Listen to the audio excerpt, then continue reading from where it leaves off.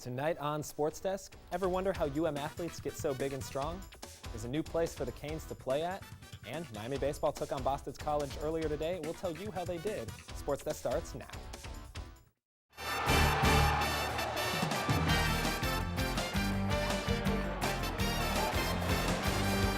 Hi, I'm Jim Kelly, former UM guy. You're watching SportsDesk.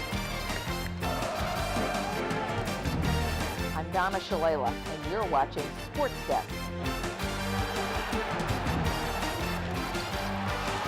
Well, I'm Randy Shannon, head coach at the University of Miami. You're watching SportsDesk. Hello, everybody, and welcome to the final show of the year. I'm Joey Held. And I'm Aaron Burks, and it's been a great season for SportsDesk, but don't worry, we saved the best for last. The University of Miami is known for its world-class athletes. UMTV reporter Nena Kamate joins us live with a look at the man behind the muscle at the U.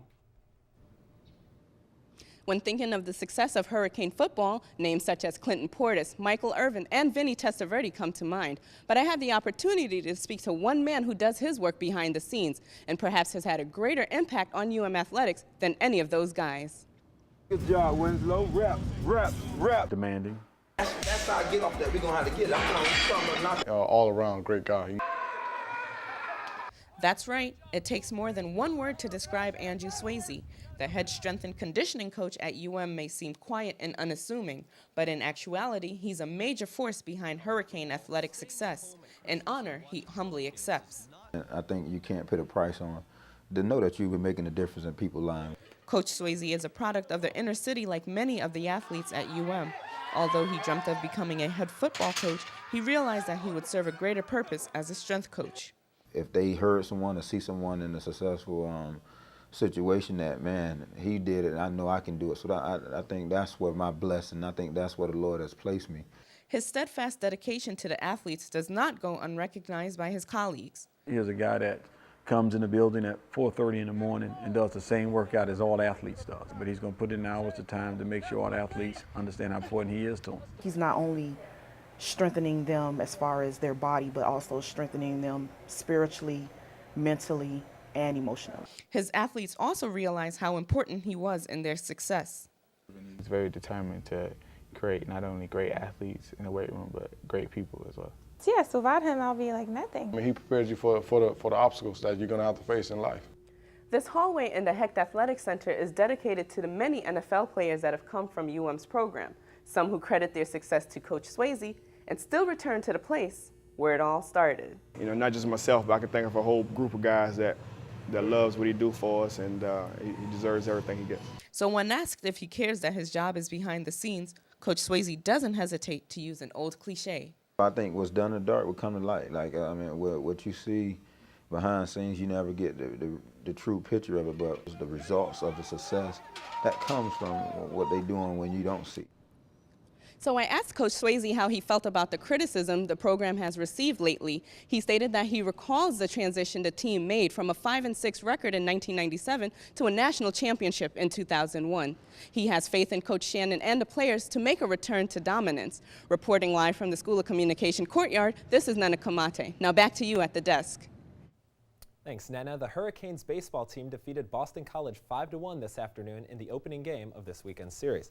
Chris Hernandez picked up his 5th win of the season, giving up just 1 run while striking out 8 over 7 innings. Yasmani Grandal blasted his team-high 13th home run of the season, while Kyle Bellamy picked up his 13th save, good for tops in the ACC. With the win, Miami improved its conference record to 14-11 with 5 ACC games remaining. The Canes and Eagles square off again at 6:30 tomorrow evening. You may have noticed a new building on campus near the Bank United Center. UMTV's Cassie Glenn tells us more about the new UM Fieldhouse. 2 courts, 14 hoops, and 24-hour access for practicing athletes, the new UN Fieldhouse, located right by the Bank United Center, might be Miami's ticket to victory in the postseason. Only 2 months old, the facility is now allowing the women's basketball team extra time to practice, giving them a leg up as they prepare for next year. I think we're going to do really well. We got a bunch of good girls that are coming in, and the girls that are here now have been working really hard this spring. According to Pam Brown, coordinator of basketball operations, not having to fight over practice space will be key in allowing players to work with the coaches more often. It gives us a better chance with the players to work with the coaches during season and not have to worry about sharing the court with the men or fighting around them for practice, or we have to go over to the HEC. Easy access to the field house is what junior Charmaine Clark is finding most beneficial going into summer practices. We used to have to wait for other sports to finish in the gym. Now that we have this, I can come anytime I want to without having to worry about who's in the gym. Clark also believes the extra time the team is spending together will help achieve her ultimate goal of champion status. We're allowed to work with each other more, which makes us more cohesive on the court. The facility has already drawn national attention after high school seniors from around the nation gathered for McDonald's All-American Game. Looking to the future, there is no doubt this new facility will impact UM athletics for years to come. I'm Cassie Glenn with UMTV Sports Desk.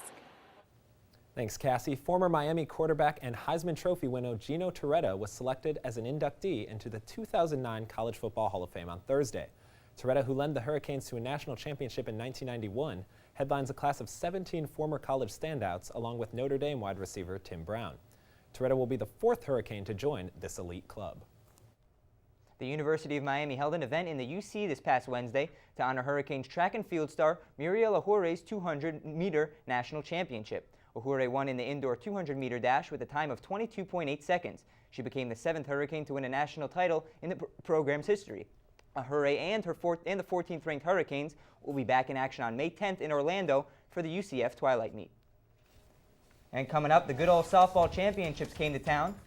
The University of Miami is giving back to the community. And our Foxy Athlete of the Week. We'll be right back. Well, it's never too early to start talking about the Hurricane football season. Mackenzie Green sits down with offensive lineman Jason Fox in this week's Athlete of the Week. Hello and welcome to this week's edition of Athlete of the Week. I'm here with UM football player Jason Fox. Hey Jason. How's it going? Pretty good. So it's the last week of classes. How excited are you for the summer to get here? I'm very excited. I've been counting down the weeks now, so I'm glad it's here. So of course you play here at UM. I believe you play offense. And what made you choose UM to play?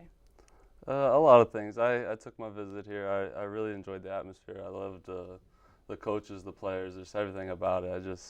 I guess the whole feeling I got from it was, I guess at the end of the day, I couldn't see myself going anywhere else. So what's been one of your best moments here at UM so far?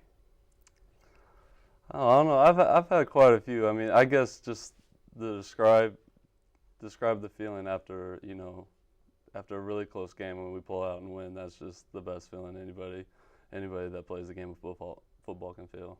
And what would you say have kind of been one of the low points so far? Losing football game. That's it. That's why I guess that's another reason I came to Miami is just, traditionally with all the, national championships I had here, I've always wanted to win a national championship. I won a state championship in high school, and that was one of my goals coming here. Very cool. So offensive linemen are sometimes known for their intimidation tactics. I know there's a guy that plays at Texas Tech, Brandon Carter, that likes to paint his face. What are some things you like to do to intimidate the other team? I don't know. I'm not much of a talker. I don't like doing that type of stuff. I just like to play football and let my actions speak for themselves. Now you said you're not much of a talker, but I mean we've all seen the games, those big pileups. I know you guys have to be saying something. What are some of the cleaned up versions of what you guys are saying in the pileup?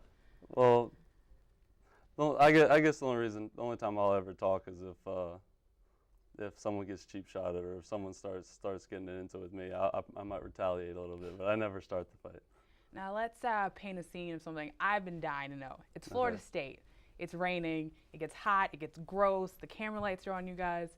How awful does it smell at the bottom of the pileup in a game like that? I guess I don't really ever think about smell. I'm just playing football. There's never a moment where you're like, come on, guys. This is seriously. I think we're intimidating the other team just alone by the odor in here. I don't think so. So let's say you and your team, you're in a kind of a lost situation, Gilligan's Island style. Yep. Plane goes down. Who becomes the leader of the island? Who becomes the leader? On the team. You can pick anybody you want. Probably, Jacory. He's our quarterback, and he's done an excellent job stepping up as being a leader this spring. He's become a leader in the weight room. He's become a vocal leader. He's just really assumed that role really well, especially for being so young.